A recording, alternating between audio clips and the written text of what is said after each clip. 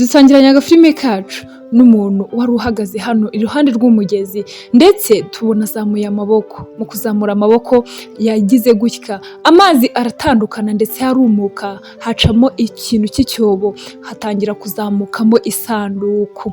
Ese iyi sanduku irimo iki? Reka dutegereze turebe. Uko akomeje kuzamura amaboko akoresheje imbaraga ziwe yari amajije gusa nkaho azukana ya sanduku yarayizamuye, arayizamura arayizana ayishyira imusozi aho amazi atarari. Dore uko yayizanye, arangije ayitereka aho ngaho. Mu kumara kuyitereka aha ngaha rero yagize gutya yegezayo akoresheje amaboko, arangije ya sanduku irapfunduka. Kumbi muri ino sanduku hari harimo umwana. Arangije aravuga ati Eliana mwana wanjye kanguka, kanguka hari aho nshaka kugutuma. Kumbi uko avuze ngo Eliana mwana wanjye nakanguke, umwana yahise akanguka. Ubanza umwana urimo hano koko ariko yitwa Eliana. Ako kanya rero yahise ambwira ati haguruka, haguruka nkutume kuri papa wawe.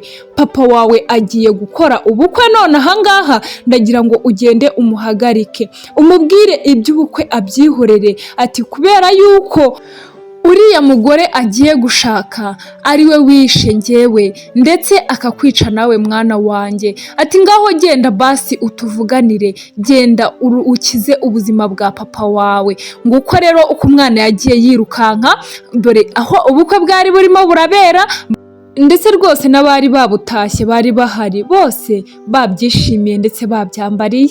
Ahangaha rero hano umupadiri yatangiye kuvuga ati nizere ko mwiteguye rwose gusezerana mukabana nk'umugore n'umugabo. Mu gihe rero padiri arimo kuvuga ati nizere ko rwose mwiteguye kandi nta kintu kiri bubuze ubukwe bwanyu kandi nta kindi kibazo kiri hagati yanyu, nta n'ubafiteho ikibazo. Hano rwose hari umuzimu waje atangira kubwira wa mugabo ati ubwo bukwe bureke, uwo muntu ntago ari mwiza, ubwo bukwe bwihorere. Ahangaha ahindukiye ngo arebe umuntu urimo kuvuga ayo majwi yaramubuze. Arebye mu maso y'umugore we ahita abonamo ikintu cy'igisura, ariko amubonamo mu isura y'umugore we wapfuye. Arangije aravuga ati mana yanjye, ati mumbabarire, ati ubanza ari stress sinzi ibintu nari mbonye. Ati ariko rwose muhumure nta kibazo, ati banza ari za stress nyine z'abantu baba bagiye gukora ubukwe baba baraye batanasinziriye ijoro ryose.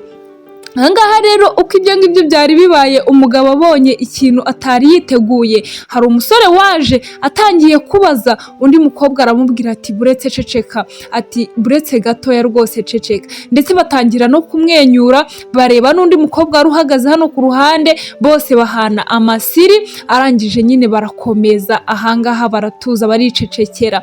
Gusa ariko padiri yarabibonye aravuga ati ese hano hari ikibazo cyaba gihari? Ati hoya nta ikibazo gihari. Hano rero uko bakomeje kubihakana ariko umwana yarahageze. Noneho atangira kuvuga ati papa, uwo mugore wibana nawe, uwo mugore niwe watwishe, uwo mugore niwe wishe mama ndetse nawe ninjye wanyishe rwose. Ati papa niwe watwishe twese. Ahangaha arangije aravuga ati hoya wowe se ibyo ngibyo urimo kuvuga ni ibiki mwana wanjye, ko nzi yuko wapfuye kandi haciyemo n'igihe. Ati yego papa narapfuye ariko rwose papa mama niwe wanzuye. Ati kugira ngo nze nkubwire yuko uwo muntu mugiye kubana rwose atari mwiza, nta kintu cyiza akwifuzaho. Arangije rero barakwereka ibyo ngibyo bimajije kurangira, nyine iby'ubukwe bukomeje bwo ariko badusubije inyuma ho gatoya, batwereka nyine mbese uyu muryango ubundi wari ubanye ute, wari umeze gute. Barakwereka umunsi umwe uno mukecuru afitemo umwuzukuru umwe nyine ari we mwana w'ahangaha mukuru, uyu nguyu afashe mu kiganza yitwa Divine. Arangije yahise abwira umugore yari asanze nyine arimo kwikorera amasuku mu rugo rwe. Arangije aramubwira ati ngaho unama tukwihanagurizeho nyine dutambuke twigendere. Ahangaha umwana mukuru uyu nguyu nyine amubereye mukase, nawe yamwihanagurijeho aragenda.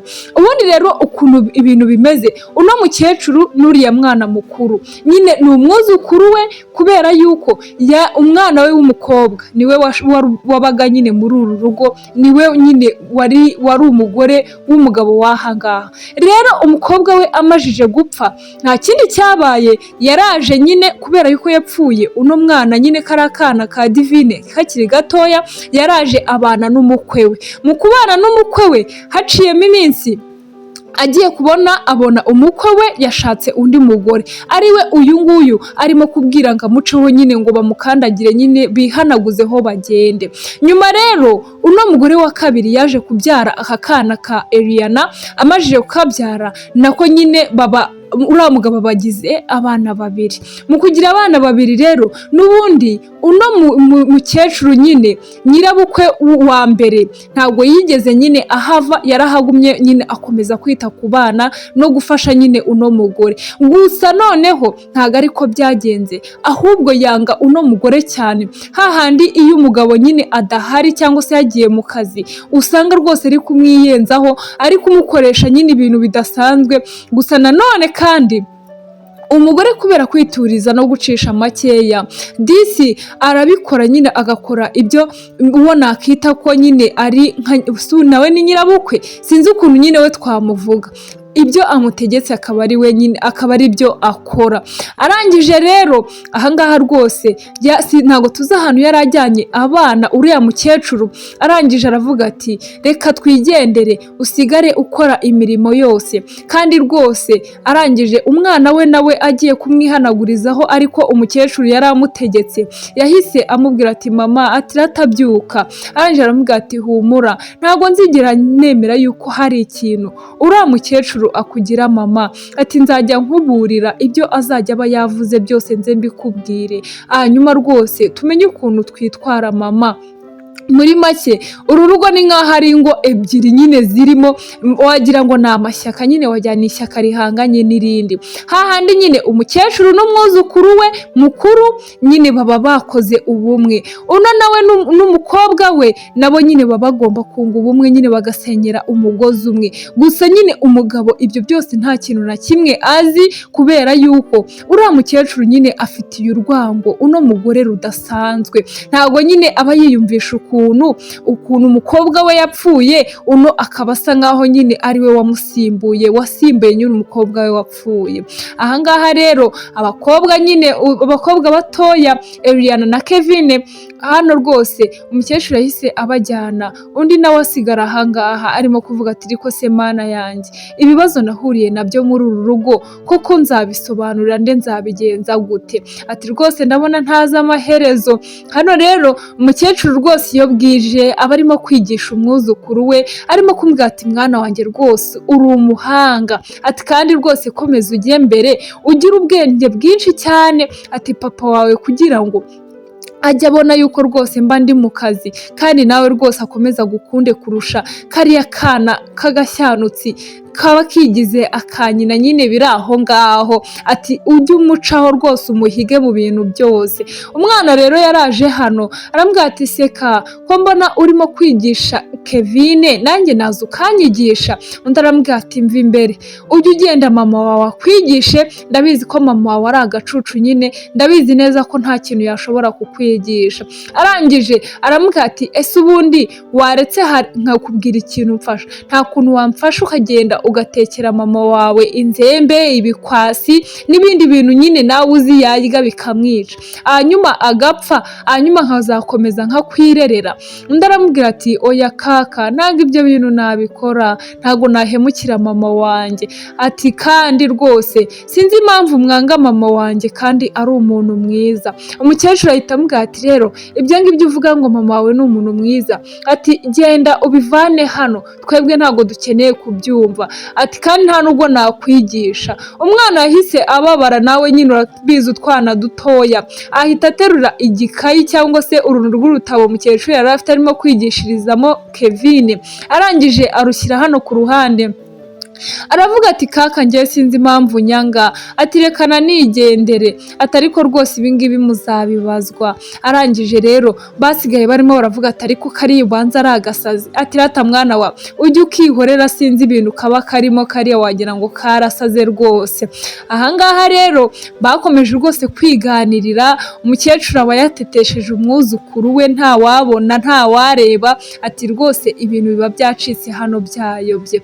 Ahangaha disi barakwereka umukecuru ntabwo tuzi ahantu yazanye umukazana we. Arangije akimara kumuzana barakwereka yamuzanye arimo kumutambutsa ahantu ku kiraro, yamupfutse arimo kumubwira ati nkufitiye siripurize rwose, ati we komeza ugende.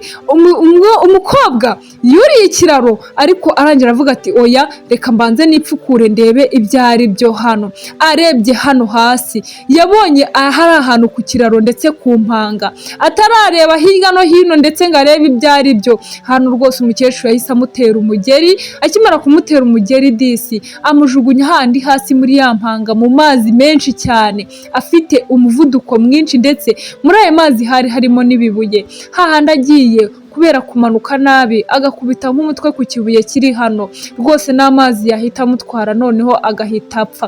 Umukecuru yasigaye arimo araserebura hano avuga ati yego sha ndabikoze.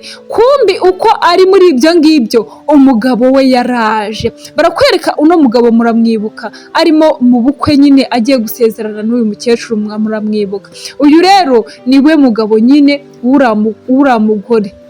Arangije aravuga ati mana yanjye ibintu mbonye ni ibiki, umugore wanjye amanutse muri iyi mpanga, ati mana yanjye umugore wanjye arapfuye, umugore wanjye arapfuye, ati se ubu ndabigira nte noneho mana yanjye, ese ubu ndamukuramo ndamanuka hano hantu gute? Ahangaha rero akirimo kubivuga cya gikecuru nacyo cyahise kimera nkaho nyine kigize ibintu by'isereri, mbese nacyo kigiye kwitura hasi. Aravuga ati hoya, ati mama uramenye nawe utagenda ngo umanukemo hano rwose hoya sigaho, ati utamanukamo hano nawe nkakubura. Arangira avuga ati mwana wanjye ndi kumva nanjye mfite imbaraga nkeya, ati rwose ndumva nta rutege, ati sinzi impamvu sinzi ibintu bimbayeho, ati nimba ari uko mbonye nyine ukuntu uriya mugore wawe amanutsemo hano, ati nanjye rwose mise ngira ubwoba, ati kandi mbura n'imbaraga rwose, ati mfasha mve hano hantu. Nguko rero yaramufashije, ariko ibyo byose ndabona njyewe byari nko kugira ngo amurye igihe baze gusanga umugore we yitabye Imana ndetse byanarangiye. Baje kumanuka hano rero, bageze hano hasi disi yasanze umugore we byarangiye koko nk'uko nabibabwiraga. Amaje gusanga byarangiye atakiri no guhumeka nakuka na gakeya, yahise avuga ati mana we, ati koko mana ubu ngubu ndabigira nte, ndabigenza gute? Umugore wanjye wa kabiri nawe rwose arapfuye, ati si ubu koko mana nagucumuyeho iki kugira ngo mfishe abagore banjye babiri bombi? Ati uwa mbere yaragiye namukundaga, ati none n'uwa kabiri aragiye namukundaga, ati mana yanjye nagucumuyeho iki, nakoze iki koko gituma ungerageza bene aka kageni? Nawe urabyumva nyine, umuntu umaze gupfisha abagore inshuro ebyiri. Ahangaha rwose n'izindi famiye zishobora kujya zibireba zikavuga ati reka uriya muntu ntabwo twamushyingira umukobwa wacu cyangwa se abakobwa bacu, ati twabonye rwose ashobora kuba abatera umwaku bagapfa. Ati baza umuntu umaze gupfisha cyangwa se abagore babiri bose bamajije gupfa kandi bose bakiri batoya we asigara, cyangwa se bagatekereza yuko ushobora kubona batambamo ibitambo mu buryo bumwe cyangwa ubundi. Arangije rero uko yari arimo kwiririra hano rwose aboroga, arimo kurira kubera umugore we umajije gupfa, undi we yari arimo kumufata amubwira ati mfata rwose, ati rwose mfata ndi hano ku bwawe, amufata ikiganza ndetse agenda anamusoma hano rwose. Undi nawe ari mu gahinda arimo kwiririra, undi nawe akajya avuga ati rwose uyu nguyu ndamutsindiye uko byagenda kose. Ahangaha rero barakwereka ku minsi yagiye utambuka nyine bagiye ku kiriyo, ndetse ibyo kujya ku kiriyo birarangira baza gushyingura. Uko bari baje gushyingura rero disi umugabo yari arimo kurira cyane avuga ati koko mana yanjye ibi ngibi ndabigira nte cyangwa nzabigenza nte?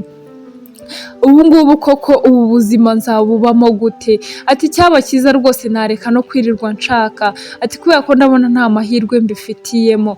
Gusa nyine buri mugore wese babanye basi amusigira umwana. Uwa mbere yamusigiye Divina ndetse uwa kabiri nawe amusigiye Eliana. Ahangaha rwose umukecuru icyo yashakaga ni uko atsindira umutima w'uno mugabo, ndetse rwose yakomeje kumubwira ati ndahari, aterega ndahari ku bwawe, ati ubundi se koko uniyihe mpamvu yatuma wumva uhangayitse kandi mpari, ati ndahari rwose, abana nzabitaho kandi nawe nzakwitaho, ati bana banjye ndahari ku bwanyu. Kandi twebwe turamuzi ukuntu ajya acira mu maso kano kana gatoya ka Eliana. Gusa ka Eliana ntago kabyihereranye, karavuze ati njye ntago niyumvisha ukuntu mama yapfuye, n'ukuntu mu mwanya washize rwose yari muzima ameze neza. Ati papa, ati ntago mbyumva, ati ntago numva ukuntu mama rwose yaba yapfuye, kandi rwose mu mwanya washize yari ameze neza, ibintu byose ari amahoro. Ahangaha rero umukecuru yumvisha ukuntu umwana akomeza kubivuga, amubwira ati ceceka mwana wanjye, utaza gukomeza kuvuga ibintu byinshi rwose, ibyo bintu byo uri kuvuga babifata nko gushinyagurira umurambo. Ati rero rwose ceceka, ati ibyo ngibyo nta kintu byafasha papa wawe byo kuvuga ngo mama wawe ntabwo uzi ukuntu yapfuye, ngo yari muzima, uvuga ibintu byinshi, ati rwose byihorere.